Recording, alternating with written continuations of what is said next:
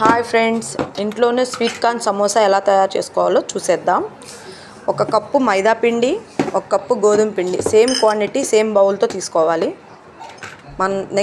మనం ఏదైతే తీసుకుంటున్నామో ఆ క్వాంటిటీని ఒకే దాంట్లో ఉండేటట్టుగా చెక్ చేసుకోండి. నెక్స్ట్ దాంట్లో కొంచెం సాల్ట్ వేసుకొని లైట్గా వేసుకోండి.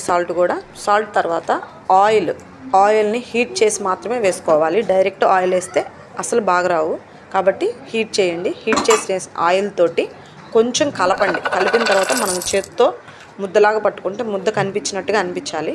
నెక్స్ట్ వాటర్ వేసుకొని మనకి చపాతీ ముద్ద ఎలా అయితే కలుపుతామో అలా సేమ్ అంటే ఆ సాఫ్ట్నెస్ ఉండేలా కలుపుకోవాలి. కలుపుకున్న తర్వాత అది డ్రై అయిపోకుండా దాని మీద ఒక బౌల్ కానీ కాటన్ క్లాత్ కానీ పెట్టుకొని పక్కన పెట్టేసుకోండి.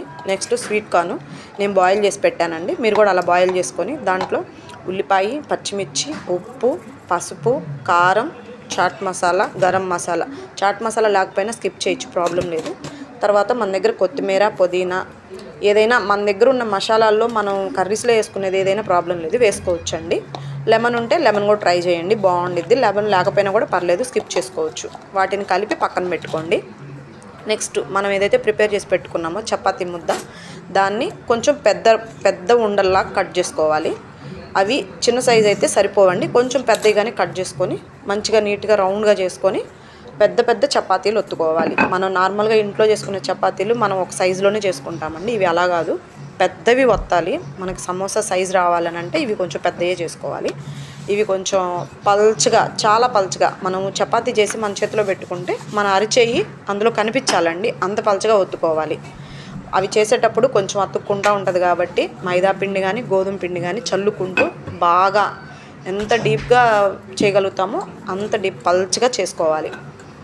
చేసుకున్న తర్వాత 1 by 1 ఒకదాని మీద ఒకటే వేసుకోవచ్చండి, ప్రాబ్లం ఏముండదు, ఏం అతుక్కోవు. వాటిని కూడా సేమ్ మనం ముద్దని ఎలా అయితే కాటన్ క్లాత్ కానీ బౌల్ కానీ కవర్ చేసామో అలా కవర్ చేయండి. నెక్స్ట్ వచ్చేలేకి కొంచెం మైదా పిండి బౌల్లో వేసుకొని వాటర్ తోటి ఒక పేస్ట్ లాగా తయారు చేసి పక్కన పెట్టుకోండి. అది తర్వాత మీకు ఎందుకనేది నేను చెప్తాను. అది రెడీ చేసుకొని పక్కన పెట్టుకున్న తర్వాత మనం రెడీ చేసుకున్న చపాతీని ప్యాన్ మీద లైట్ ఫ్లేమ్లో చపాతీ దాని మీద వేసి చిన్న బుడగలు వస్తాయి కదా, మన చిన్న బుడకలు అన్నీ కనిపిస్తాయి కదండి, అలా వచ్చినప్పుడే తీసేయండి. 2 sides లైట్ రోస్ట్ చేయాలి, మరీ రోస్ట్ చేయొద్దు. చిన్న బబుల్స్గా వస్తాయి. ఆ బబుల్స్ వచ్చినప్పుడే తీసి మళ్ళీ పక్కన ప్లేట్లో పెట్టేసుకోండి. అవి పక్కన ప్లేట్లో మళ్ళీ సేమ్ అన్నీ ఒకదాని మీద ఒకటి వేసేసుకోవచ్చు, ప్రాబ్లం లేదు. లైట్గానే రోస్ట్ చేయాలండి, అది ఒక్కటి గుర్తుపెట్టుకోండి. హెవీ రోస్ట్ చేస్తే బాగా రావు. అన్నీ ఒకదాని మీద ఒకటి వేసి పక్కన పెట్టేసుకోండి. స్లో ఫ్లేమ్లో పెట్టుకొని రోస్ట్ చేయాలి. అన్నీ ఒకదాని మీద ఒకటి, ఎన్ని చపాతీలు అయితే వచ్చినాయో అన్నీ ఒకదాని మీద ఒకటి పెట్టుకొని మొత్తం సేమ్ క్వాంటిటీని మొత్తం తీసుకొని మళ్ళీ ఒక ఐరన్ స్కేల్ కానీ ఏదైనా మీకు కరెక్ట్గా కట్ అయ్యేటట్టుగా ఎడ్జెస్ చూసుకోవాలి. ఆ ఎడ్జెస్ని మనకి ఎడ్జెస్లో ఏదైతే ఎక్స్ట్రాస్ ఉంటాయో ఒకదానికంటే ఒక్కొక్కటి ఎక్స్ట్రా వస్తాయి కదా, అలా ఉన్నాయన్నీ క్వాంటిటీ లెక్కలో పెట్టుకొని కట్ చేసుకోవాలండి. అలా కట్ చేయడం వల్ల ఏంటంటే అన్నీ సేమ్ సైజులో సమోసా వస్తుంది. మనకి షాపులకి వెళ్ళినప్పుడు న్యాచురల్గా అనిపిస్తుంది, ఇది పెద్ద సమోసా, ఇది చిన్న సమోసా, అబ్బా నాకు ఆ సమోసా వస్తే బాగుండు అని అనుకుంటాం. అలా కాకుండా సేమ్ క్వాంటిటీ వచ్చేలా చూసుకుంటాము. ఎడ్జెస్ కట్ చేసుకొని అవి కూడా వేస్ట్ చేయొద్దండి, పక్కన పెట్టుకోండి. వాటి గురించి నెక్స్ట్ చెప్తాను. ఆ ఎడ్జెస్ తీసిన తర్వాత మనకి రౌండ్గా అంటే పలక షేప్లో కట్ చేసిన వాటిని ఇవి కట్ చేసుకున్న తర్వాత సమోసా మనము ఫోల్డింగ్ చేయాలంటే మనకి అరిచేయి 4 fingers ఉన్నాయి కదండి, 4 fingers సైజులో ఉండాలి. అది పర్టికులర్ మెజర్మెంట్స్ ఏమి ఉండదండి, ఇంచుమించుగా 2గా వస్తే 2గా కట్ చేయండి, 3గా వస్తే 3గా కట్ చేయండి. మీకు అర్థమైపోయిద్ది. మన అరిచేయి అంత వెడల్పు ఉండాలి, అదొక్కటి చెక్ చేసుకోండి. చిన్నగా ఉంటే ఫోల్డింగ్ సరిపోదండి, మీకు సమోసా విడిపోయిద్ది కాబట్టి కొంచెం పెద్దగా తీసుకోండి. సమోసా కొంచెం పెద్దవి వచ్చిన ప్రాబ్లం ఉంది కదా, చిన్నవి మాత్రం అస్సలు చేసుకోవద్దు. ఫస్ట్ చేసే వాళ్ళు అయితే కంపల్సరీ కొంచెం పెద్ద సైజే కట్ చేసుకోండి, 2 లేయర్సే వస్తాయి, ఇబ్బంది ఏం లేదు.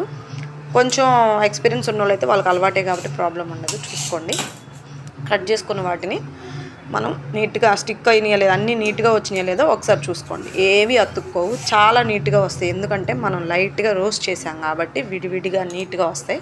మీరు ఒకసారి అవి కూడా చెక్ చేసుకోవచ్చు.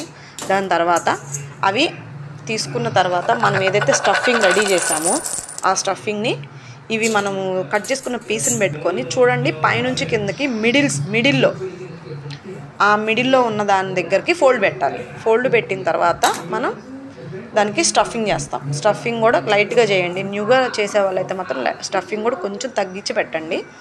అవి చేసుకున్న తర్వాత వాటికి ఇందాక నేను మీకు చెప్పాను కదా మైదా పిండిని మనం పేస్ట్ లాగా రెడీ చేసామని, ఆ పేస్ట్ తోటి దాన్ని స్టిక్ చేయాలి.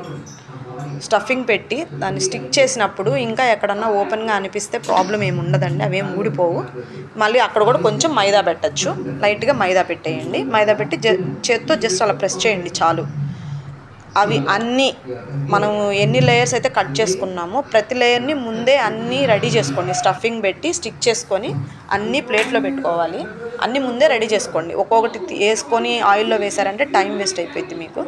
అన్నీ రెడీ చేసుకొని ప్లేట్లో పెట్టుకోండి. అన్నీ ప్రిపేర్ అయిపోయినాయి అన్నప్పుడు ఆయిల్ పెట్టుకొని, ఆయిల్ని హై ఫ్లేమ్ పెట్టద్దు, లో ఫ్లేమ్ పెట్టద్దండి, మీడియంలో పెట్టండి. ఆయిల్ ఎక్కువ కాగిపోయింది అంటే సమోసా వేయంగానే మొత్తం ఓపెన్ అయిపోతాయి.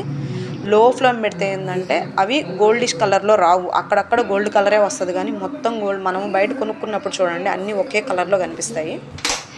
అలా కనిపించాలంటే ఫ్లేమ్ ఎప్పుడు కొంచెం మీడియంలోనే ఉండాలి. తక్కువ ఉన్నా పర్లేదు కానీ ఎక్కువ అసలు పెట్టుకోవద్దు. మనము ఇంకా మన ప్యాన్లో ఎన్ని పడతాయో అన్నీ ట్రై చేయొచ్చు. 5 పట్టచ్చు, 6 పట్టచ్చు. నేను 5, 6 వేసానండి. మంచిగా లైట్గా కొద్దిగా ఒక సైడ్ రోస్ట్ అయిన తర్వాత మళ్ళీ కొంచెం టర్న్ చేయండి.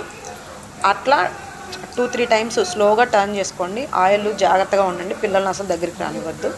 ఎందుకంటే మా చిన్న బాబు ఎప్పుడు పొయ్యి దగ్గర రెడీగా ఉంటాడు. నేను ఏది స్టార్ట్ చేసినా కూడా అయిపోయిందా అని అడుగుతుంటాడు. అలాగే పిల్లలు వస్తూ ఉంటారు కాబట్టి కొంచెం జాగ్రత్తగా ఉండండి ఆయిల్ ఏదైనా చేసేటప్పుడు.